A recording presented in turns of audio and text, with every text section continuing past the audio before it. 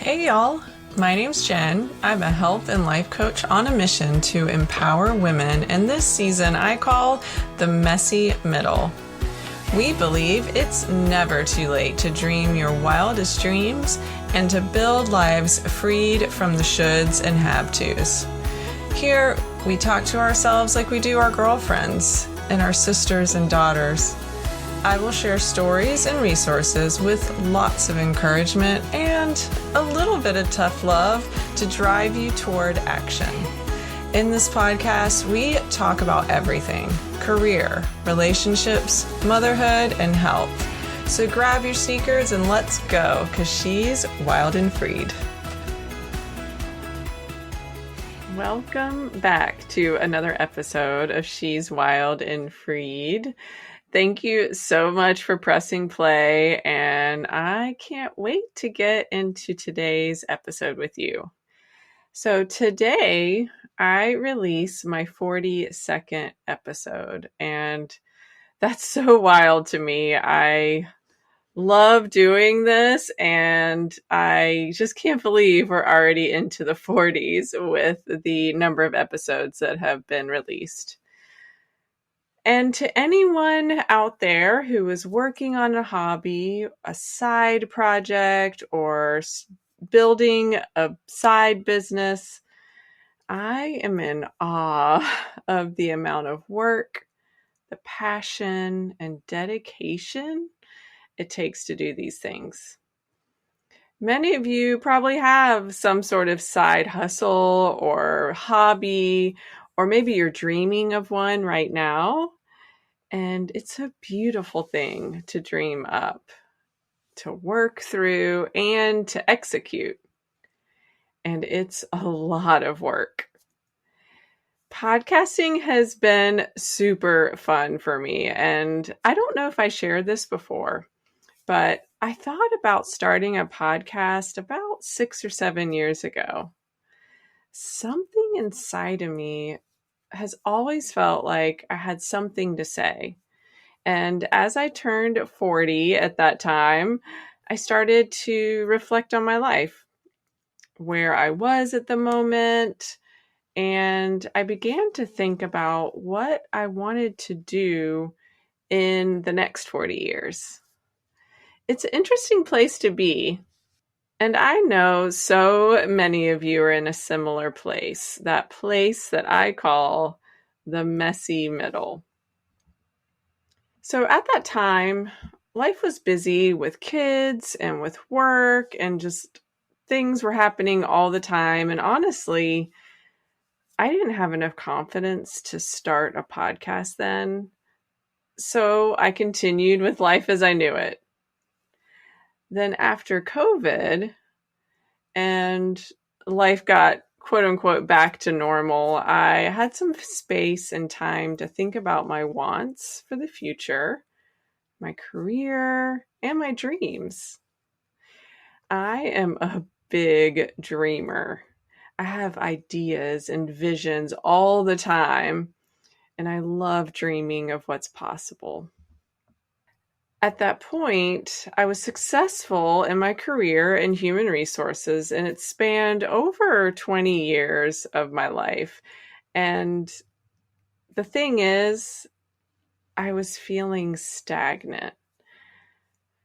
I had loved my career and my progression in the field, but I was feeling unfulfilled. I started thinking about what else I could do or what else I would want to do. It's a tough place to be in that messy middle. And maybe some of you can relate to this. Maybe you listening in specifically. I had invested so much time and energy into my career as a HR professional and worked really hard to get where I was at the time. So starting fresh somewhere or doing something new was really scary, and actually it felt impossible. What about you? Have you pondered what the next 40-ish years could look like? Who you want to be, or what you want to do or where you want to live or how you want to spend your days? I definitely have, and I do this actually all the time. Along with just having a career that I'd built and worked so hard for, I was also comfortable with my income level, and not knowing how to make that or something comparable in something new was really scary. And by the way, I haven't figured that out yet, but I'm working on a plan, and that's part of what I want to share with you all today. So, as I was exploring and thinking some more about what the heck I could do, or more importantly, what I wanted to do, I kept coming back to an area of my life where I enjoy researching and reading up on all the time. It's the thing that I'm really passionate about and I prioritize. Also, it's a career path that I started and then stopped long ago. And through that passion, I actually started successful programs within the last 3 companies that I worked with. And that thing is health and wellness. I've always been interested in healthy eating and exercise. Well, at least since high school.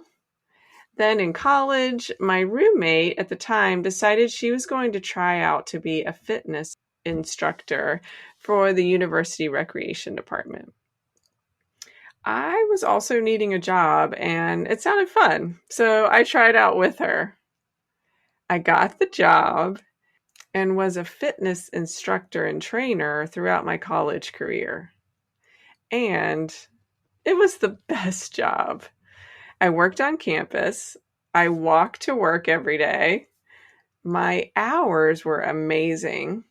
I got to work out and get paid for it. I mean, it was a dream. Plus, I got to be creative with the routines that I came up with for my classes. I planned out step aerobics classes, slide aerobics, kickboxing, and more. And then I got to share it with others. It was so cool. Of course, when I graduated from college, I had to get a real job. I put real in quote marks here because that's what I thought.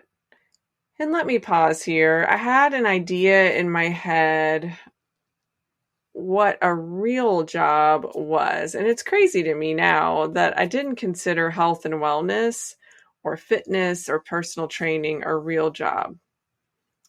I bet some of you can relate to that too. Either you formed an idea that you can't paint or create art forever, or that's really cute that you think being a barista is a career path. What the hell? It may not be an easy path or career, but no career path is. But my path into HR was not one I planned. Honestly, I didn't know what I would do as someone with a psychology degree. They told us throughout undergrad that grad school was our only option to be able to work in the field. We could either go into research, which sounded really boring to me at the time, but joke's on me. I freaking love researching stuff. Or become a therapist. P.S. I even started grad school to become a therapist, but I decided that progressing through a master's program and then working toward a PhD were not things I wanted to do at the time. So I went back to what I knew, which was waiting tables. Yep, your girl was a waitress at the Olive Garden, and it was great. Honestly, I believe everyone should experience working in the food service industry as a young person. You learn so much about humans and interacting with them, conflict resolution and finding solutions, not to mention teamwork and being flexible.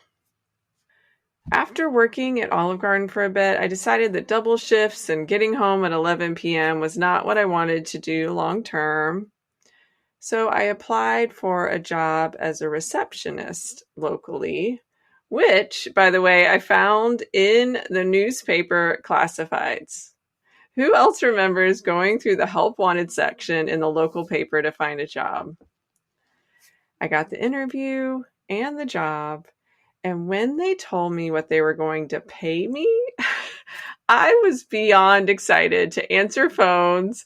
They had I think it's called a switchboard. I can't exactly remember that I was going to learn how to connect calls. I didn't care. I was so excited to get that office job. Then on my first day, someone quit in the payroll department and they asked me if I wanted to try out payroll. And the rest is history. I had no experience in an office setting, no experience in payroll. Thank God I took the Computers for Business class in 1999, where I learned all the Microsoft tools, Word, Excel, and PowerPoint. And that's how I got my start in human resources. I was like a sponge. I soaked up all the information I could, the knowledge and experiences that came with that. I worked my way up through different aspects of HR. Throughout my time, I continued to work out, study new ways of eating, reading about mindset, and studying yoga. So this has been that passion of mine that's continued along since really I was running cross country in high school. Then in 2009, I approached my manager with an idea of starting up a corporate wellness program at our company. Health insurance costs were going up substantially, and I thought, what a great way to support our employees by offering programs and resources to assist them with living a healthy lifestyle. She said yes immediately without hesitation. So I jumped at it. I started researching everything, and I was literally searching how to set up a wellness program at a corporation. It was so interesting and so fun. This was one of the highlights of my career. I then invited my colleagues who I knew had some interest in the health and well-being space to join a committee. We created a name, a mission, and a plan to go forward with our programs. The first program we created was a classic step challenge. Participants needed to try to achieve 10,000 steps a day. We ordered pedometers for all participants. We ordered goodies, drawstring bags, water bottles. We branded everything. We wanted folks to get really excited about this new wellness program we were offering. We had a manual sheet where each participant would submit their steps weekly. And to be honest, our committee, the company, we were just so excited about this new program. And spoiler alert, the step challenge was a complete failure. The pedometers were cheap, so they broke easily. The tracking was really difficult, and we didn't have a good system even to track what folks were doing.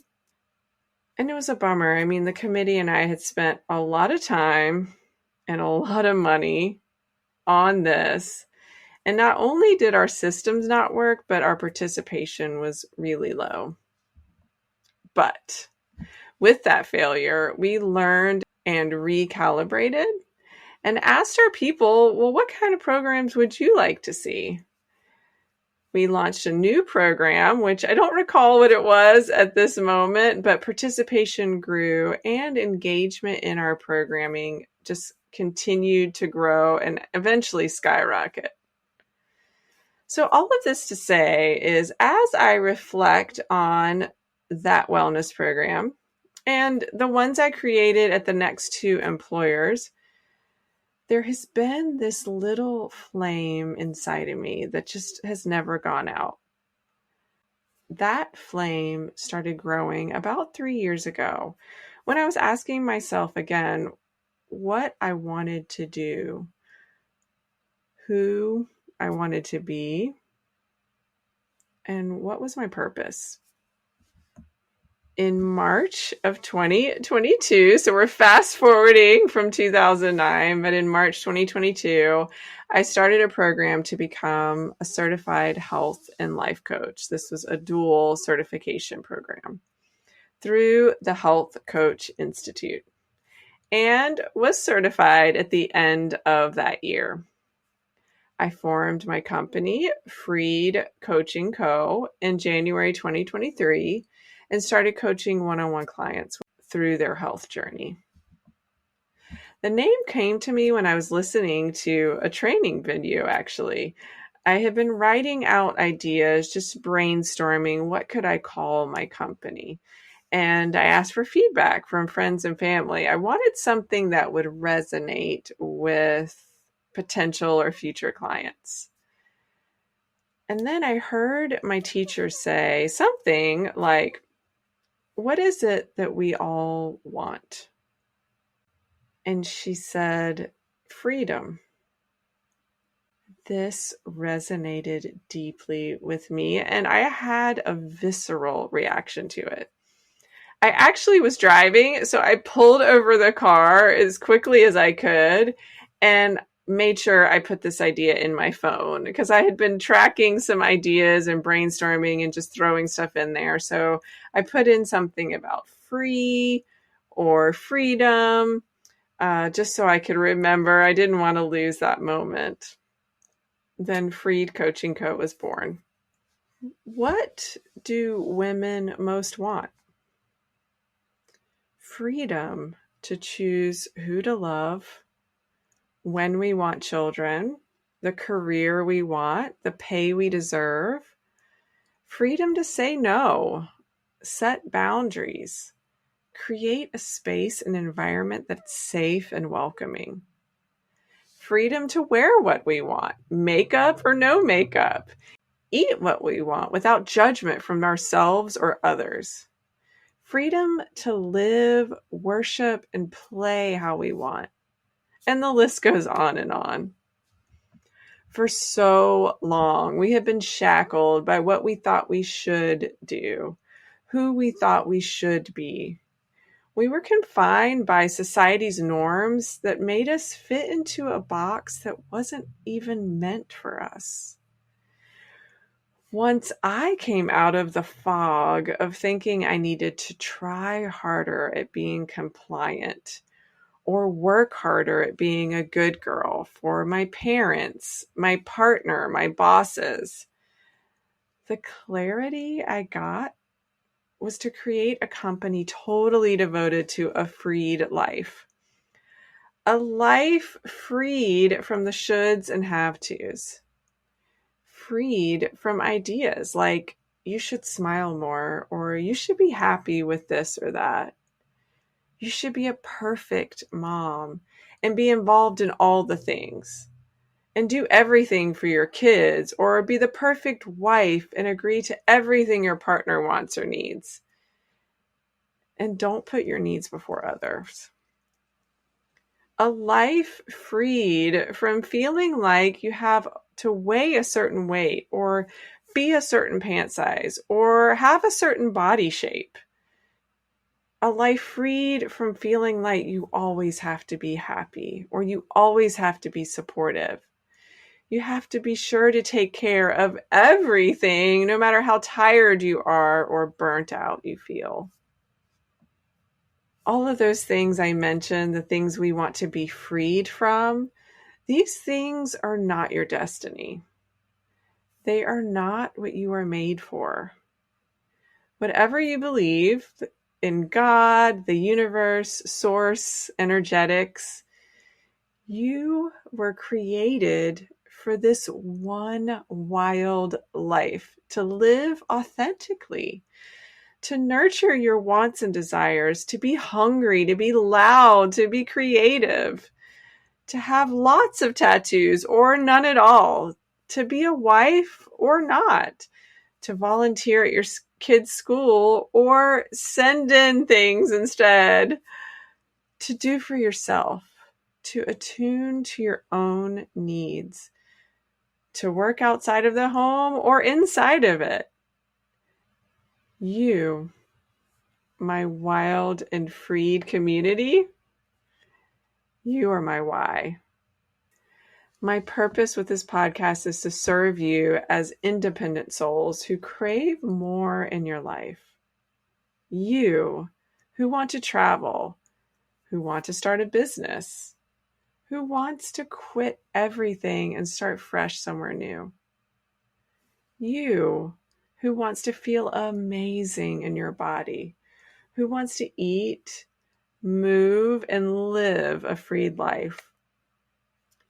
You who wants to prioritize your mental and physical health and just needs someone to nudge you, give you that tip one more time that lights that spark in you for you to try something new.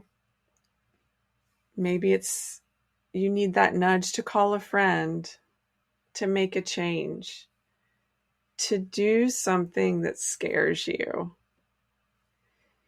You who are feeling that inner wild, wanting to burst out and play, dance, sing, scream, run, cry, and experience it all. I recently participated in working with my colleagues to craft our why statement.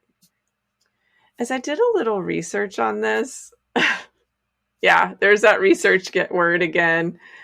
I realized the power in stating my why to you and to the world. I deeply care about you and your well-being. And even though I am sharing with you my journey as I learn along the way, I may also be a step or two ahead of you in my health journey, and the right next thing for you may be working with me in my coaching program. It may not, and no worries, because you can always access this podcast whenever you need or want. I will always show up for you in this format.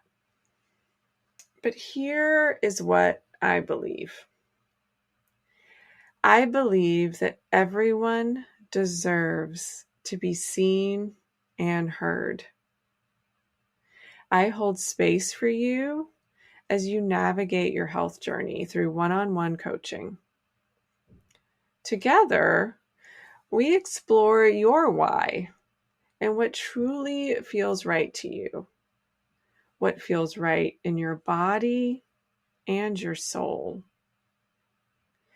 I offer 30, 60, and 90-day coaching programs to meet you where you are and to be the catalyst for you as you optimize your health and well-being. This is my purpose. When you work with me as your coach, we co-create a safe space for you to get curious about what you want, who you want to be. And then we create consistent action steps for you to take to have inevitable success.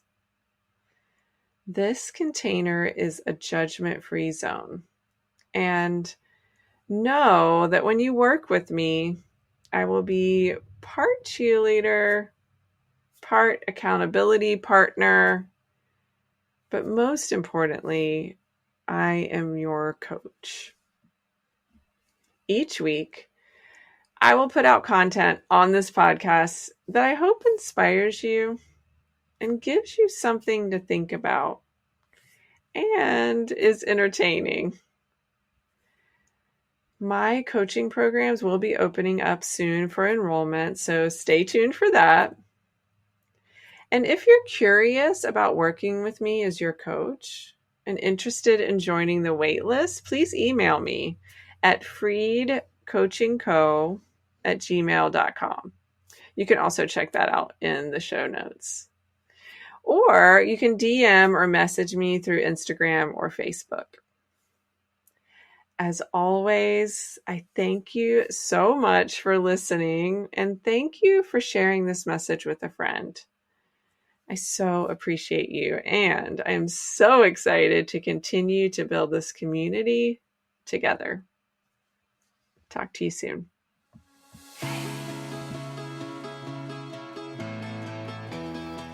Thank you so much for spending time with me. I hope you feel free to take action toward building the life of your dreams.